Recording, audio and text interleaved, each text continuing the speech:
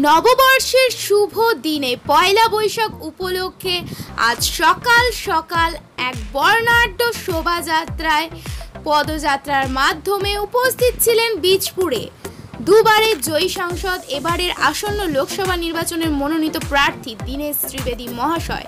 সঙ্গে ছিলেন ছাত্র পরিষদের তৃণাঙ্কুর ভট্টাচার্য, বীজপুর বিধায়ক শুভ্রাংশু রায়, বীজপুর যুব কনভেনর সুজিত দাস, খোকন বণিক, সকল বিশিষ্ট নেতৃবৃন্দের মাঝখানে আজ বিশাল বর্ণাঢ্য শোভাযাত্রা অনুষ্ঠিত হলো বীজপুরে।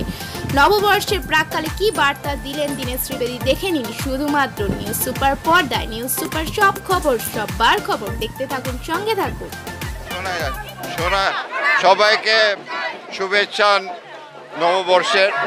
সবাই ভালো থাকুন, আমার প্রীতি, আর সবার মঙ্গল হোক, আর বাচ্চাদের ভালো পড়াশোনা হোক, সবার সুখ শান্তিতে থাকুন, এটাই নতুন বর্ষের আমার শুভেচ্ছা রইল। নতুন বছরে যদি আপনি নির্বাচিত হয়ে যান, সাধারণ মানুষের জন্য কি উপহার থাকবে আপনার কাছে? মানুষের অনেক কিছু পাওনা বাকি আছে, অনেক কাজ মমতা বন্দ্যোপাধ্যায় করেছে, এই আশীর্বাদটা আমরা মানুষের কাছে পাচ্ছি। কেন কি উন্নয়নের কাজ হয়েছে, শান্তির কাজ হয়েছে, আর আগামী দিন অনেক প্রতিশ্রুতি আছে, আগামী দিন অনেক কাজ কর। এবছরের মনোনীত